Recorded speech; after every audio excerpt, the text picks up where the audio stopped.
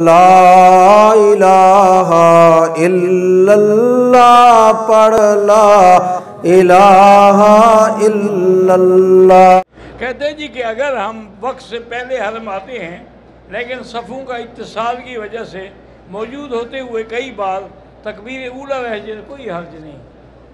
ہمارے ملک میں مغرب کی اذان کے بعد نفل نماز نہیں پڑھتے، کیونکہ حنفی مسلک میں مغرب سے پہلے اذان کے بعد 2 رکعت پڑھنا جو ہے وہ درست نہیں ہے، لیکن باقی ائمہ جو ہیں وہ کہتے ہیں جائز ہے۔ اور یہاں چونکہ وقت بھی دیا جاتا ہے اور ہمارے ملک میں تو خیر وقت ہی نہیں ہوتا۔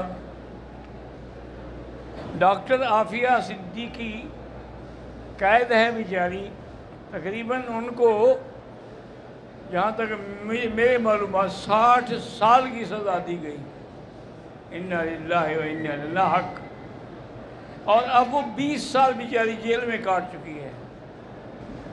ابھی بھی وہاں ایک سینیٹر ہیں، وہ بیچارے کوشش کر رہے ہیں، ان کی ہمشیرہ کو ساتھ لے کے گئے ہیں، ملاقات تو ہوئی ہے، اس کے علاوہ اور کچھ نہیں۔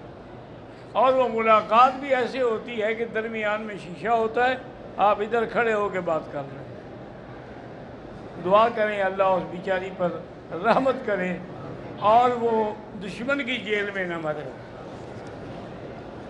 کہتا جی میں ڈاکٹر ہوں، ہسپتال میں کام کرتا ہوں۔ آج کل ہماری بیٹیاں اور بہنیں جو ہیں پردے کا کم اہتمام کرتی ہیں، لباس بھی بڑا تنگ پہنتی ہیں۔ اللہ سے دعا کریں کہ اللہ تمام مسلمان کی بہو بیٹیوں کی عزت کو محفوظ رکھے۔